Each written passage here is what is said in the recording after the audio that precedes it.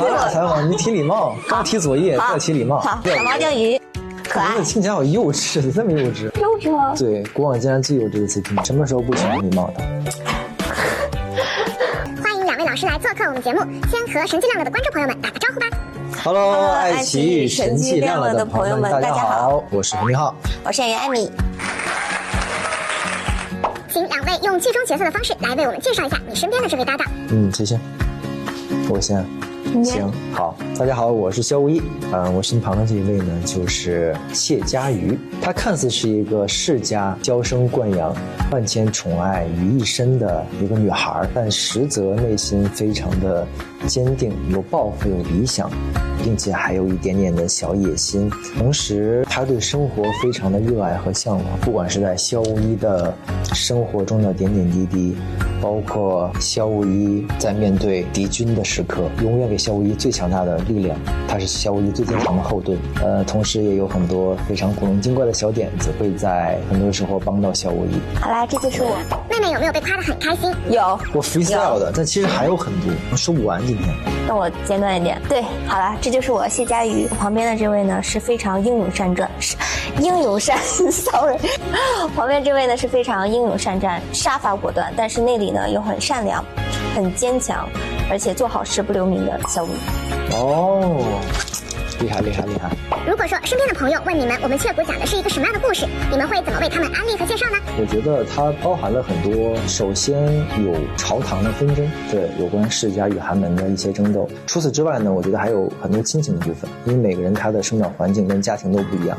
比如说像谢佳瑜，他是世家出身，但是呢，他往往他的向往又跟他家族的向往其实是背道而驰的。我虽然是本溪太子，但是我有一颗想推翻一切政治，然后想要改变这个世界的野心。比如说李茂，他虽然是齐王，但是他逐渐看到一些权力的欲望，或者说看到我在改制中付出的一切，同时他也想为这个世界奉献多一份力量。就是每个人都因为自己的身世不同，逐渐的在寻找自己存在的意义和价值。这个是可能是事业方面的，还有家庭方面的。然后另外一方面，我觉得情感向的就是我就着重说我俩，就是我觉得会非常的纯爱，是我在之前饰演过其他作品中从来没有过的。其实在剧中他也像一个妹妹一样，被肖无一时刻的保护。肖无一前期也会有非常多严厉的感觉，但其实他背后都是藏着对谢佳瑜的爱和呵护，就是哪怕他的一根汗毛被别人碰了，肖无一都会觉得他想杀了那个人的感觉，他想把谢佳瑜捧在手心里的那种感觉。大致讲的就是这些。整个剧情关于我俩的感情线其实有很多跌宕起伏，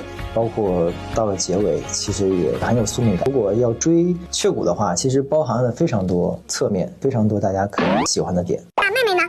我也这么觉得，我觉得就是不止有小情，也有大爱吧，也是家国情怀，包括权谋，而且最后2个人一起携手并进成长的故事。咖啡，12点，我们提神。我记得大梦的时候，我们也在这样一个棚子里，你也拿了一杯冰咖啡。我哭喝咖啡，对，是我是这样的。我有一种在轮回的感觉。是我有这种感觉。2位在剧中对彼此的称呼是什么？会比较喜欢和习惯哪个称呼呢？我好像一直就是肖无一或者无一，就这样。谢佳瑜的语气应该差别很大吧？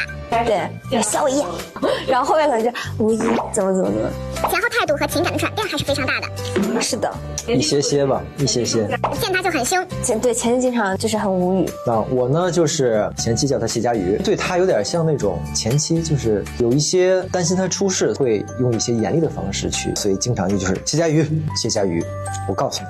谢佳瑜就会很多这样的语气。我喜欢上他之后呢，就开始肖无一会下意识的会说出11，但他不是说因为我喜欢上了你，然后这个时候我想突然换一个称呼，我叫你11吧，不是，他是一种由内而外的那种，就是好像他把自己放在了那个位置，他也把谢佳瑜放在了他内心的另外一个很特殊的位置上，所以他在交流的时候可能会突然来句11，就是一种内心对于这个人的转变了一下。那谢佳瑜是不是还比较受用他叫你这个名字？对啊，我也没想到，没有吧，那么多人叫李茂也叫，然后他阿虎也叫我11，对，他爹我也叫，都叫。但是肖无一叫的时候就不一样的感觉。2位在演雀谷之前也很熟了，你们是结缘于大梦归离这个项目。对，2个妖怪。当时知道这一次要在我们雀谷合作的时候，心情怎么样？很开心啊，很荣幸啊。好营业，你这个营业感贼强，你不能这样。神剧亮了，一定要说最真实的想法啊，就很开心啊。然后包括就是佐叶老师也只跟我说，哥人很好，人让你说特别好的人，跟佐叶有啥关系？佐叶在隔壁打了个喷嚏。因为对你一开始印象就是从他嘴里面嘛，你相处下来觉得，不错。就佐叶老师给你提前铺垫了一些是吧？对对，就大梦的时候，第一印象看到他就是觉得他很瘦，然后眼睛很大，也很帅嘛。但是当时我感觉印象中好像没怎么太说话，因为演的也是那种比较偏那种比较沉的戏。然后接触下来就是觉得哥是一个很好的人，对，也会从他身上学到了很多东西。别紧张，别紧张，捋着慢慢说，没关系。因为演戏的时候，他也会就是去帮佳瑜想一些点，就是怎么样可以体现出来。因为佳瑜他是一个本身是一个很直接的人，但是有些话如果说你要去想啊，或者去怎么样，可能就会违背他的这个感觉。实际相处之后，更加印证了小侯老师的好。那小侯老师对妹妹的印象呢？自己的所见所想啊。首先我拍大梦的时候，我觉得妹妹就是在我看到这么多年轻演员里边，我觉得她是非常有灵气的，表演也很有灵性。然后因为大梦其实它的那个设定会更加的有一些阴郁的感觉，需要你的那种沉浸感，需要更多带有那种一个特殊的一个氛围里面。但是我觉得妹妹当时在驾驭她那个角色的时候，我就觉得我一个这么年轻的一个女孩子，然后对一个角色的复杂程度可以演绎的这么好，那个是真的，我就是挺吃惊的。其实因为我通过大梦归于里面的表演就完全信任她，她的天赋是在于她可以在过程中持续的进化跟进步，因为可能她确实现在也是在一个成长阶段嘛，但是我觉得对于表演的理解认知，包括很多现场的感受，她可能会跟我以往拍感情戏的这种感受还不太一样，因为妹妹会更加原生态一些，她对于角色跟理解的程度是她目前她理解的一个状态，但刚好我觉得跟谢佳瑜很相似，因为谢佳瑜也是一个非常简单单纯的一个女孩，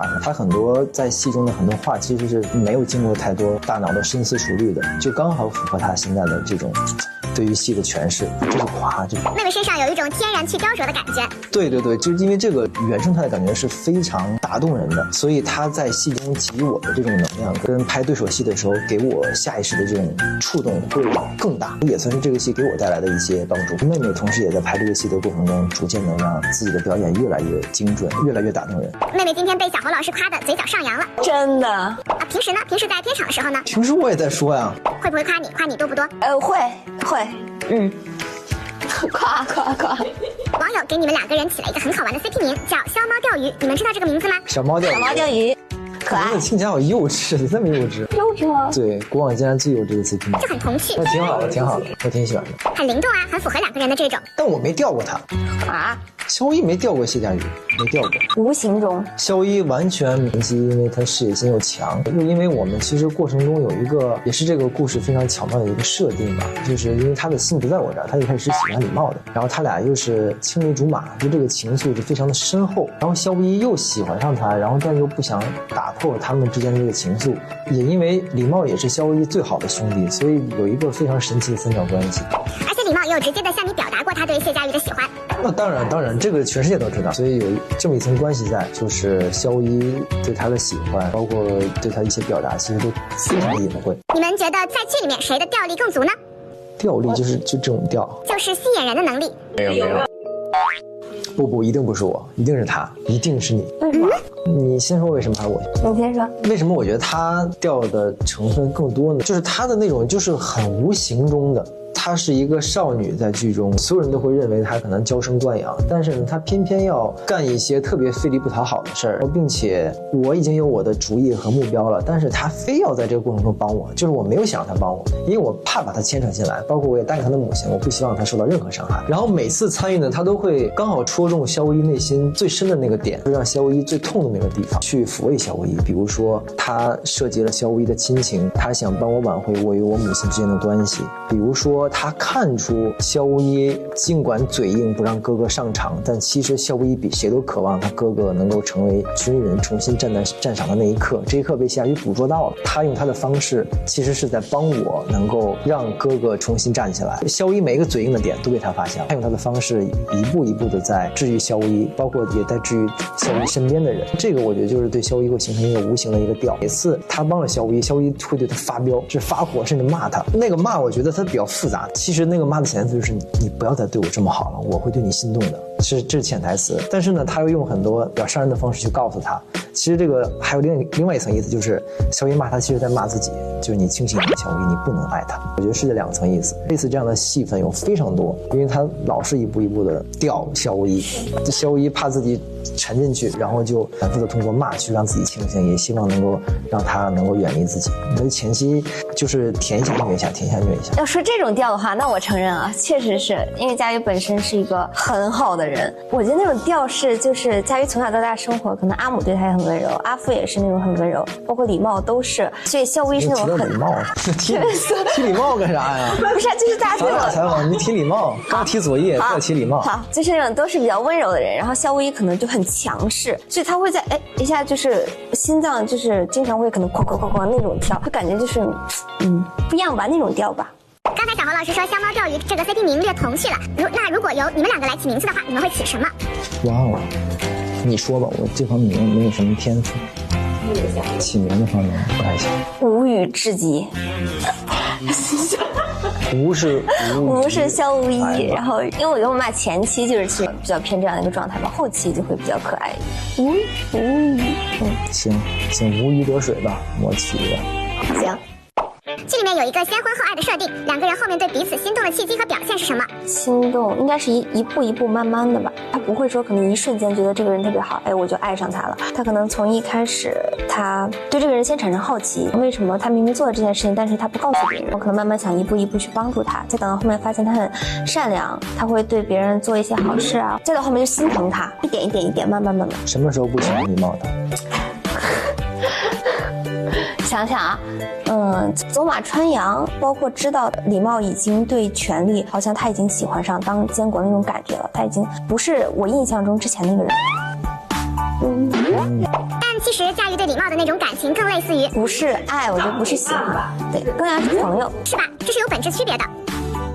你觉得肖一的内心从哪一刻开始对谢佳瑜的态度是给你全宇宙不解释？全宇宙不解释，就是所有都给你，把所有给你，对吧？对。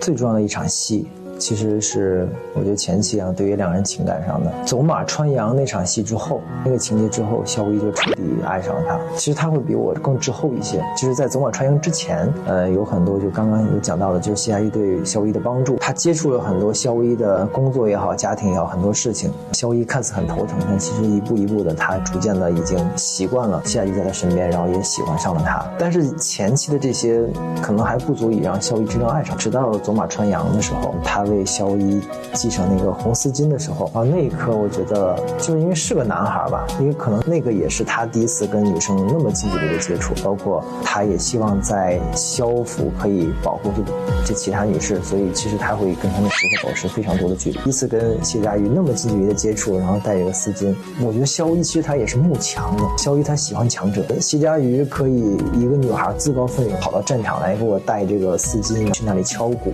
就是除了外貌上的可爱跟好看呀，这个女孩的这个勇气，包括她对待有一些危险事情或一些格局很大的事情的时候，就她可以一个女孩对抗所有人，为了我站出来，这种勇气是肖一应该是从来没有见过的。所以除了2个人这种很近距离的接触之外，然后这种作为一个女生的这种胆识还有这种魄力是很吸引肖一的，因为肖一他也是这样的人。再到他刚刚说的这个默契，就是敲鼓的时候他怎么敲，然后我怎么转那个码头，然后就是一系列的操作都会感觉2个人那一刻其实相信心灵互通的，应该是2个人彼此都有就第一次有这样的感觉然后那场戏之后肖一就彻底沦陷了。